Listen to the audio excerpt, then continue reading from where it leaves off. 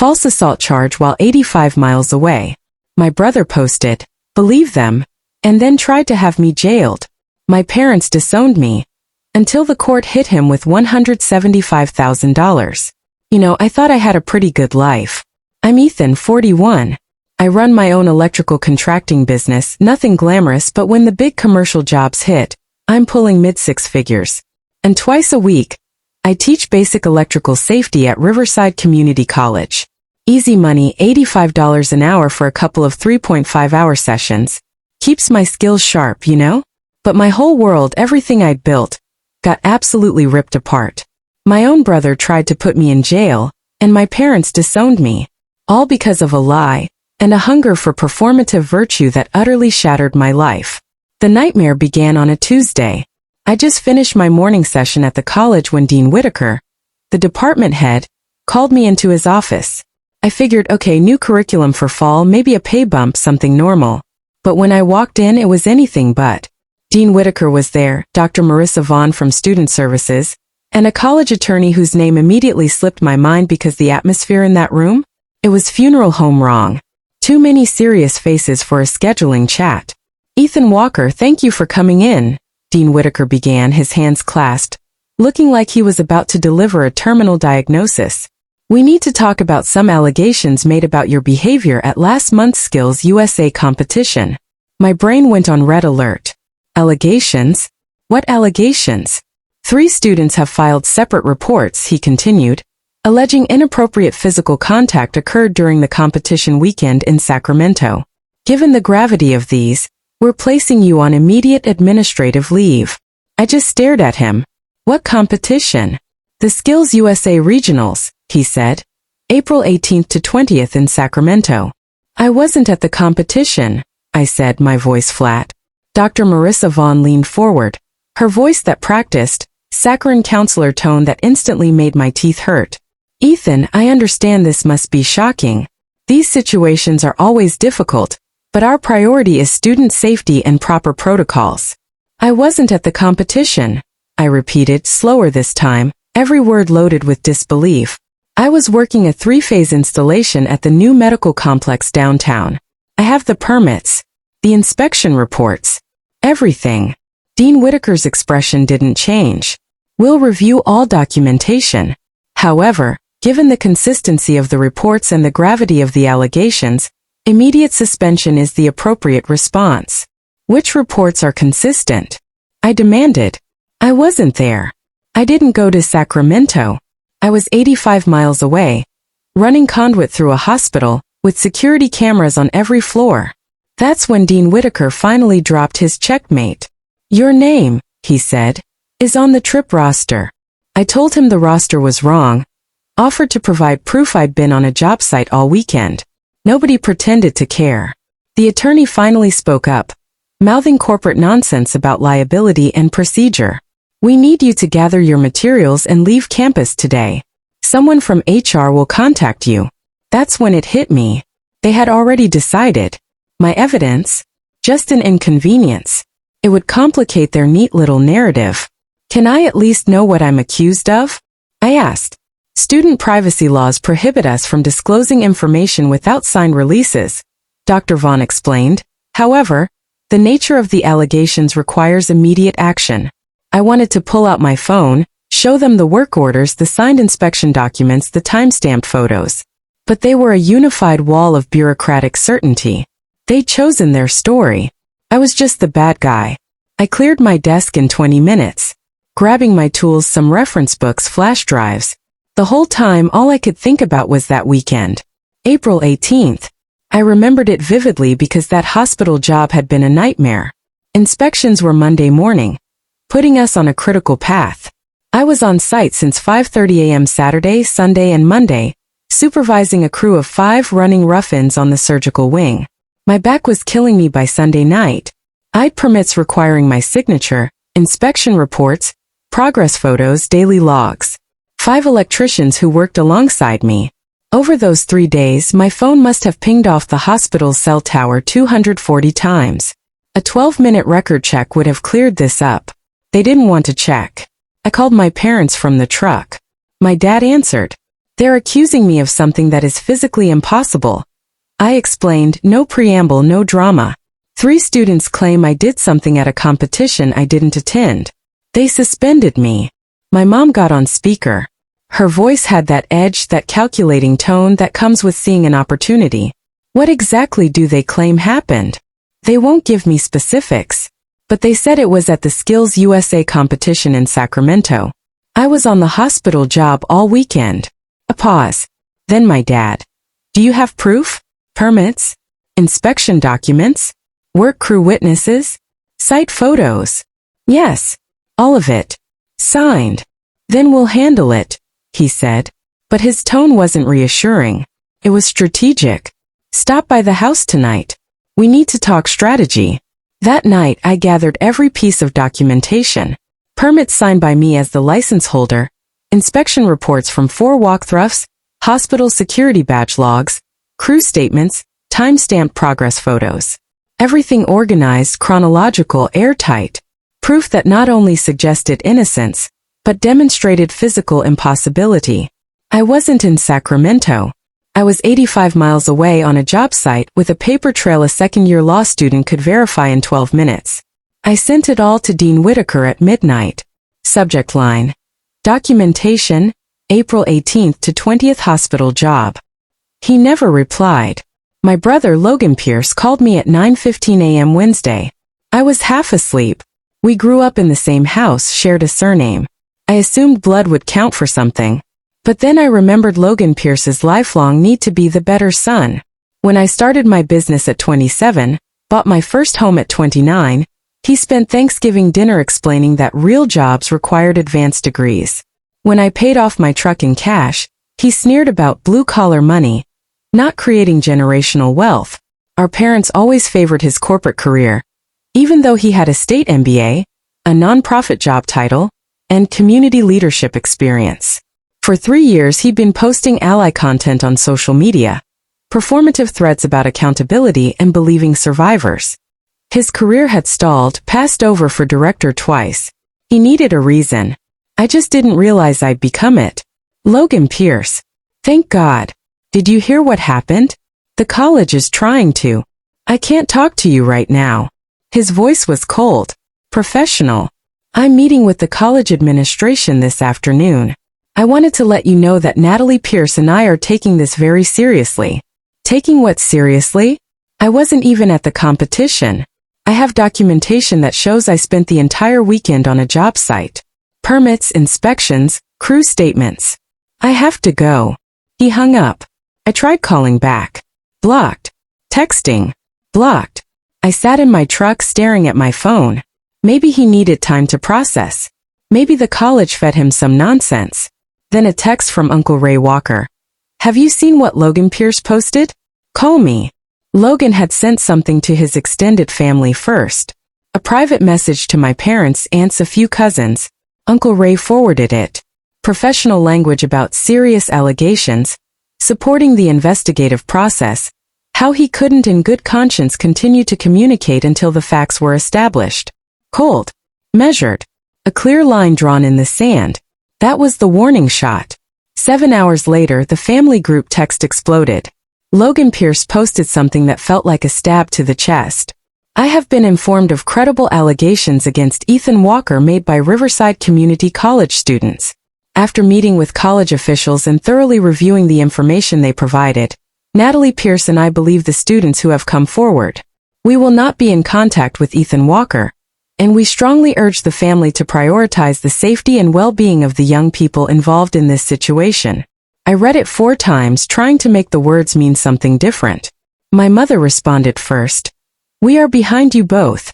This is heartbreaking yet necessary. My father agreed. Some things are more valuable than family loyalty. You're a hero for advocating for the victims. My cousin Chloe Walker. Wait, what? Has anyone spoken to Ethan? My Uncle Ray. This is ridiculous. You're condemning him without first hearing his side. I started typing a response. Deleted it. Started again. Deleted it. What the hell was I supposed to say? That I wasn't present? I'd already told Logan that. He hadn't bothered to look at the evidence before declaring me guilty in front of everyone we knew. I called my father. Voicemail. My mom. She answered, but it sounded like she was reading from a script. Ethan, honey, we've talked about this a lot with Logan. He has shown us the college's concerns, and we believe the best course of action is to take a step back and allow the investigation to proceed without family interference. Family interference? I'm trying to show you proof that I wasn't even there. Sweetheart, we're not investigators. We are not qualified to evaluate evidence. What we can do is support the process and make victims feel comfortable coming forward. Victims of what? I was on a job site 85 miles away with 5 witnesses and a stack of inspection documents. Your anger is understandable right now, but it is unproductive. We love you, but we need to think about the bigger picture. What broader implications are there for destroying an innocent person because it's easier than verifying basic facts? She sighed as if I was being difficult.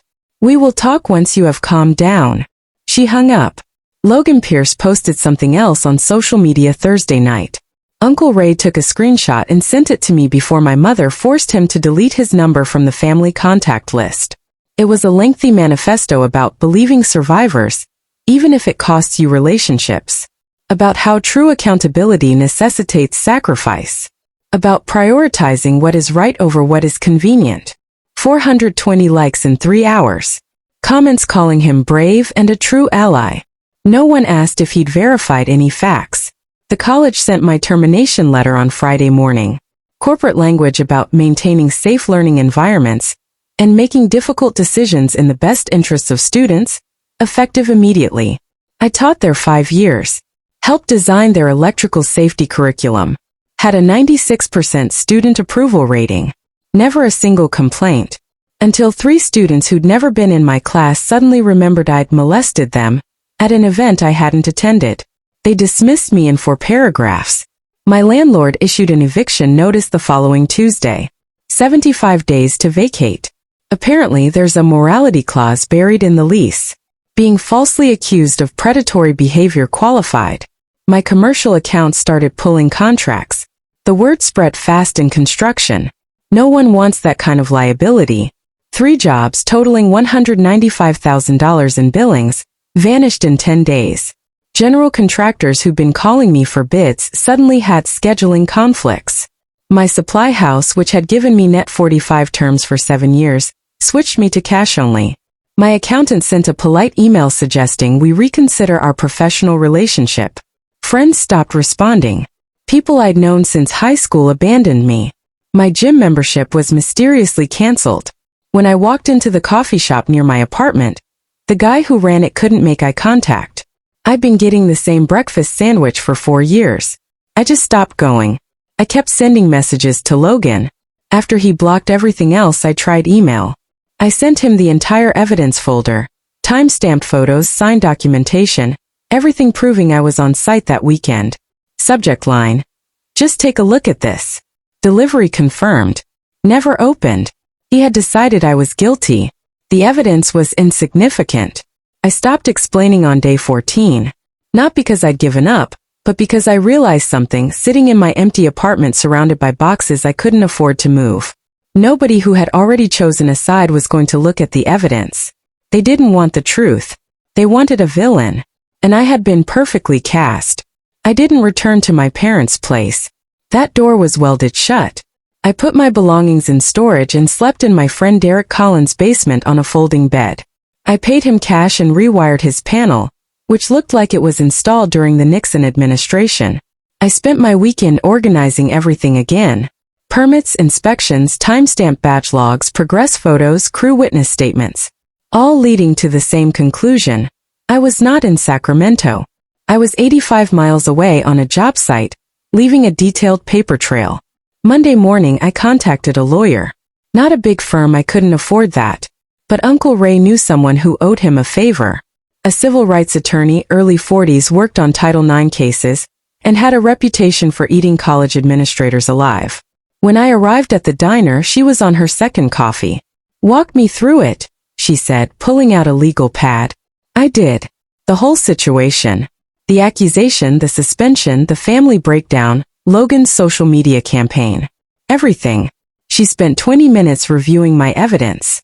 When she finally looked up, her expression was predatory. "This is bulletproof," she said. "You were not there. So why are they still pushing this?" "Because admitting they were wrong," I said, "entails admitting they railroaded an innocent person. The college, the administrators, my brother, they all went public quickly and loudly. Walking it back now makes them look incompetent or malicious. It's easier to keep insisting I'm guilty and hope I just slink away quietly." She nodded slowly. "Here's what you need to know.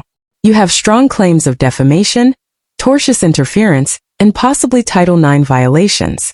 Your brother made specific, false, and damaging statements that cost you money and housing. The college disregarded basic due process. This will turn ugly. It will take time and cost more than they're willing to pay. I am not going anywhere." "Good. Then here's the play. We don't participate publicly. We preserve evidence, file the appropriate complaints, and allow them to continue digging their hole deeper. Every time your brother posts, we screenshot it. Every time the college refuses to review your evidence, we document it. When this comes to trial, we will bury them in their own negligence." "How about Logan Pierce?" I asked. "What about him? He's out there calling me a predator, coaching the families." "So let him," she said, a glint in her eye. "Every post he makes, every statement he helps shape, every time he doubles down without verifying fundamental facts, it becomes evidence. The more confident he appears, the worse he looks when we show he never verified anything. He's preparing your case for you." I liked her immediately. We spent the next hour discussing next steps. Before I left, she gave me one more instruction. Send preservation letters to both the college and Dr. Marissa Vaughn. Put them on notice that they must keep all documents, emails, records related to this case. If they destroy evidence after receiving that letter, it becomes a completely different issue for them. That afternoon, I sent the preservation letters and filed complaints with both the State Accreditation Board and the Department of Education. Started drafting a defamation lawsuit against Logan Pierce. Nothing dramatic, nothing public. Just bureaucratic machinery in motion. Logan continued posting lengthy threads about believing victims, the dangers of families protecting predators, and the importance of choosing moral courage over familial obligation. He wasn't being subtle. The whole thing came down to convicting me first, asking questions later. Each post was screenshotted, logged, added to the file. He was building my case, one self-righteous paragraph at a time, without even realizing it. The police investigation began 4 months later. They checked the competition records. My name wasn't on them. Chaperone list, lodging, transportation logs, nothing. Then they investigated the hospital job. Discovered my permits, inspection reports, badge logs, and 5 electricians who swore under oath I'd been on site all weekend. The detective called me in November. He sounded tired, the way cops do when they realize they've wasted months on nonsense. "We have completed our investigation. I want you to know that we found no evidence that you were in Sacramento that weekend. Your alibi is absolutely solid. We are closing this case with no criminal charges filed." A long pause. "We are looking into how those allegations were documented and who was involved in the process. This is all I can say." He hung up. I called my lawyer. She wasn't surprised. "Perfect. Now we're after them." She'd been busy while I stayed quiet. Submitted a discovery request, served subpoenas on the college, Dr. Marissa Vaughn, and Logan Pierce. The college fought it. Student privacy, institutional privilege, confidentiality, all claimed to be protected. She ripped through each objection like tissue paper. But first came the stonewalling. HR ghosted. The college's legal department issued form letters. "We cannot comment on ongoing personnel issues." When my lawyer requested the hospital's security badge logs, they claimed the data was unavailable due to technical issues. The college tried to make it go away quietly. Their attorney contacted mine in December with a settlement offer, $65,000 and a mutual non-disclosure agreement. No admission of wrongdoing. The email had a desperate corporate smell. "Make this disappear before it gets worse." My lawyer forwarded it to me with a single word. "Laughable." She responded with our own offer. Full reinstatement, a public apology, $325,000, and Dr. Marissa Vaughn's dismissal. Or we go to trial and expose every procedural flaw and discovery. They remained silent for 4 weeks. Then a reporter from the local newspaper started asking questions. Someone leaked the police findings. The college's PR office started putting out fires. Board members became nervous. Donors started calling. Suddenly, those unavailable hospital badge logs reappeared, with exact timestamps. External pressure had forced them to confront reality, something my evidence had failed to do. The discovery materials started arriving in January. Discovery answered the only question that mattered: how my name became attached in the first place. Dr. Marissa Vaughn had forwarded the Sacramento trip roster, which was a recycled template from the previous year. My name was still on it. She treated the spreadsheet as gospel, and coached the girls until their statements matched the roster. Dr. Marissa Vaughn and Dean Whitaker exchanged emails about narrative management and story control. Dr. Marissa Vaughn and the students' parents exchanged text messages about how to help them organize their memories.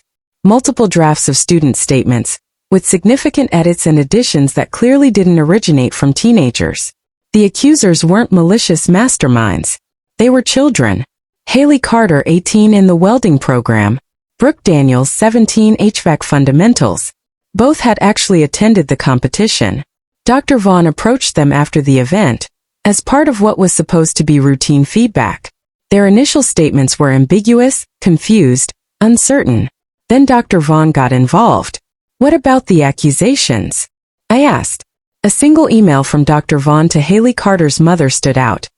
I understand she's having trouble remembering specifics, but trauma can make memories fuzzy. Let's try the timeline exercise we discussed. Walking through the weekend hour by hour can help bring things to the surface. Another to Brooke Daniels' father. I believe we now have enough consistency to move forward confidently. The statements are well aligned.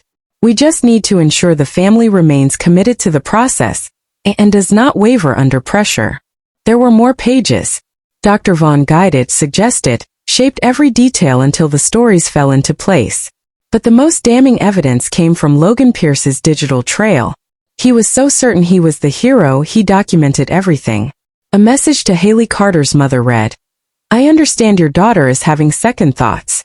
However, backing out now sends the message that if you put enough pressure on victims, they will give in. We need to show strength here." Another, "Don't let them fixate on timelines and alibis. That's just a distraction tactic used by predators. What really matters is the trauma, not the logistics." He had saved everything. Every conversation where he assisted them in refining their statements. Every moment he'd prioritized his crusade over basic fact-checking. Every time he'd pushed back when doubt started creeping in. My lawyer scheduled depositions for February. Logan Pierce went first. The deposition happened in a conference room that smelled like old coffee and desperation. Logan sat across from me for the first time in 9 months. He looked terrible. Dark circles under his eyes. His lawyer was some underpaid associate who kept checking his watch like he had somewhere better to be. My lawyer looked like a shark that had just spotted blood in the water. She started soft. Background questions. His relationship to me, his work, community advocacy. Then she shifted gears. "When did you first learn about the allegations against your brother?" "The college contacted me in late April. Asked if I'd meet with them to discuss a serious situation." "And what did they tell you in that meeting?" "That 3 students had reported inappropriate contact during a competition weekend." "Did they provide specific details about what allegedly occurred?" "No. They said privacy laws prevented them from sharing details without parental consent." "Did they tell you which competition?" "Skills USA Regionals in Sacramento, April 18th through 20th. "And did you, at any point during or after that meeting, verify that Ethan Walker had actually attended that competition?" A pause. Logan glanced at his lawyer. The lawyer nodded slightly. "No. You didn't check attendance records? Didn't verify the chaperone list? Didn't ask the college to confirm Ethan Walker had even been present?" "No." My lawyer let that sit for a moment. "Ethan Walker reached out to you after the accusation was made." "Correct." "Yes. And what did he tell you?" "He said he wasn't at the competition, that he had proof he was working a job that weekend." "And what did you do with that information?" I told him I couldn't discuss it with him and ended the call. Did you ask to see this proof? No. He sent you documentation, didn't he? Permits, inspection reports, witness statements. He sent emails. I didn't open them. Why not? Logan's jaw tightened. Because I'd already made my decision based on the information the college provided. Looking at his defense felt like it would compromise my ability to support the victims. Support the victims? My lawyer repeated flatly. Even if the alleged victim wasn't actually victimized by your brother? I thought the allegations were credible. But you didn't verify them. Silence. My lawyer let it hang there. The court reporter's fingers stopped. Logan's lawyer shifted in his seat. The whole room could feel the weight of that admission settling like cement. You posted on social media about this case multiple times. Correct. Yes. Public posts declaring your belief in the accusations and your decision to cut contact with Ethan Walker. Yes. And you helped the families involved organize their statements, didn't you? Hesitation. I provided support and guidance. My lawyer slid a printed screenshot across the table. This is a message from you to Haley Carter's mother. You wrote, and I quote, "Don't let them focus on timelines and alibis. That's just a distraction tactic predators use." Do you remember writing that? Logan stared at the paper. Yes. Were you aware that timelines might actually matter if, for example, the accused person wasn't present at the event in question? At the time, I believed verification wasn't important. I believed protecting the students was more important than getting caught up in technicalities. Technicalities like whether your brother was actually there? His lawyer objected. My lawyer withdrew the question and kept going. You also messaged Haley Carter's mother encouraging her not to let Haley Carter walk anything back, even after the student expressed uncertainty about her recollection. Is that accurate? I was trying to prevent her from being pressured into silence. Or were you trying to prevent her from telling the truth, when that truth became inconvenient for your narrative? Objection. Withdrawn. Let's talk about your testimony to the college board. You gave public comments, correct? Yes. And in those comments you stated that Ethan Walker was guilty, and that the family should support the accusers over him. I stated that I believed the students and that accountability was necessary. Accountability for something he didn't do. I didn't know that at the time. You could have known. You chose not to. Correct. Logan didn't answer. My lawyer leaned forward. Logan Pierce, did it ever occur to you that by publicly declaring your brother guilty, by helping families craft consistent statements, by encouraging them to ignore doubts and stay committed, did it ever occur to you that you might be participating in destroying an innocent person's life? No. Why not? Because I've worked with victims for years. I've seen how often they get silenced and dismissed. I didn't want to be part of that system. So instead, you became part of a system that destroys innocent people without checking basic facts. Objection. The deposition went on for 7 more hours. My lawyer walked him through every message, every post, every statement he helped shape, made him explain each decision, each assumption, each moment he'd chosen certainty over verification. By the end he looked destroyed. My lawyer had one final question. Logan Pierce, if you could go back to April, would you have done anything differently? A long pause. His hands were shaking slightly. I would have verified he was there first. The deposition ended at 8:45 p.m. Logan left without looking at me once. His lawyer pulled mine aside in the hallway. I watched through the glass as they talked. The lawyer kept shaking his head. My lawyer's expression stayed neutral. When she came back, she had that look lawyers get when they know they've already won. He's going to settle, she said. He has to. His own words buried him. The college board meeting, where everything finally fell apart, happened on a Tuesday in March. They'd scheduled it as routine business, but word had leaked about the investigation findings. The room was packed. Parents, faculty, reporters, local activists who'd been supporting Logan. And some family members I hadn't seen in months. Uncle Ray was there. My cousin Chloe. A few friends who'd stuck around. I'd asked them not to come, but Uncle Ray had said, "We're watching you get vindicated. We're not missing it." My parents sat in the back corner.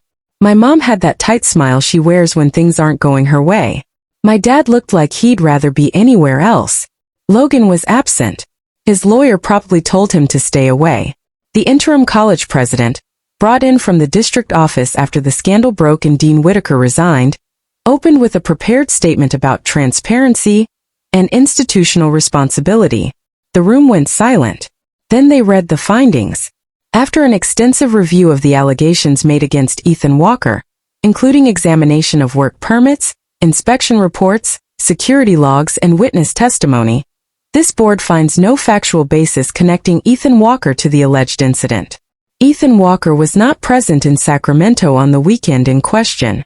He was, in fact, on a commercial job site in the city, performing licensed electrical work, with multiple witnesses confirming his presence. Murmurs rippled through the room. Furthermore, our investigation revealed significant procedural failures in how the initial accusations were handled. Students were interviewed without proper protocols. Statements were edited and refined by college personnel in ways that compromised their credibility. Multiple administrative decisions were made without verification of basic facts. The interim president looked uncomfortable. Ethan Walker has filed civil claims against this institution, against Dr. Marissa Vaughn, and against his brother Logan Pierce for defamation and related allegations. While we cannot comment on ongoing litigation, the college wishes to acknowledge that Ethan Walker was wrongfully terminated, and that his professional reputation was damaged by institutional failures on our part. Someone in the audience shouted. A reporter stood up. The president called for order.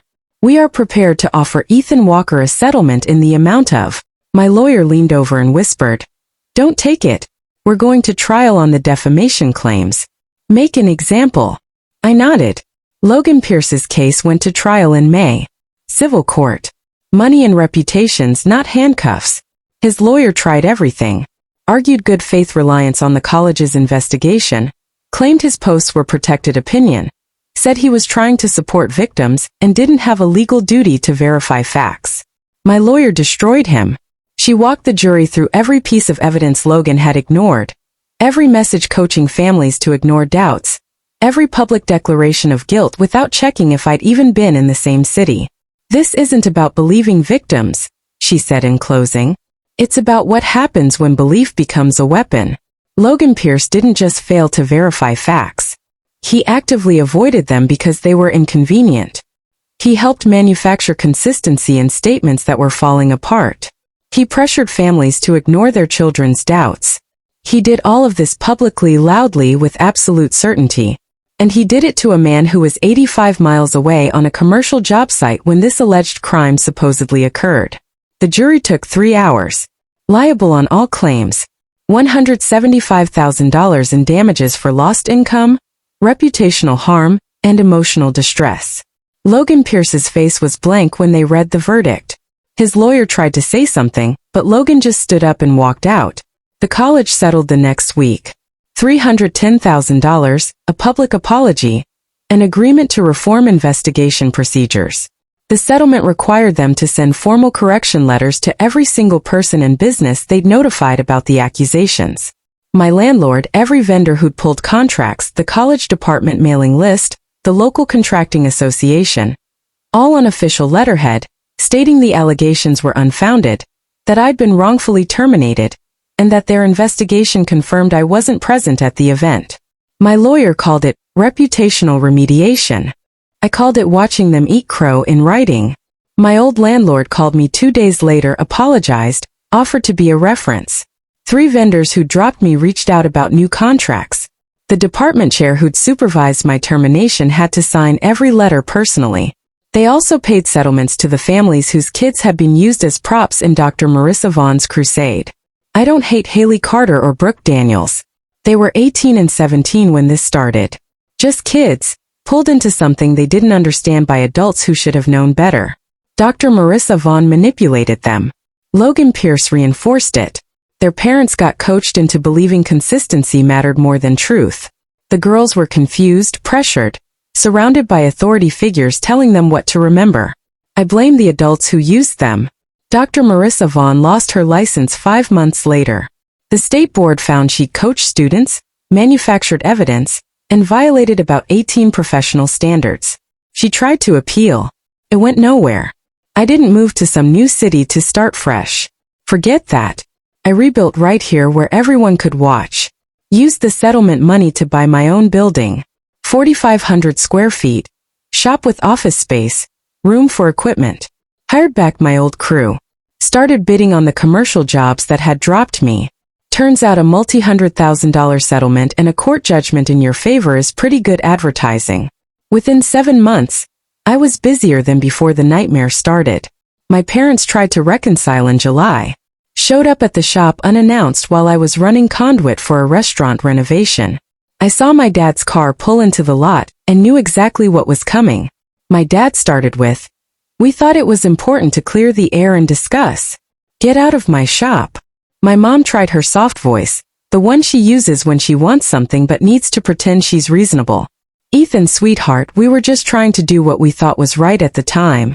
We didn't have all the information." "You had the information," I shot back. "I sent it to you. You chose not to look at it because Logan Pierce told you not to." "That's not fair," my dad said. "We were in an impossible situation. Family was divided. Emotions were high. Emotions were high because you let Logan Pierce declare me guilty without checking a single fact. You backed his play because he's always been your golden child. And I've always been the disappointment who works with his hands instead of pushing paper in some corporate office." My mom's eyes got teary. "We never stated that."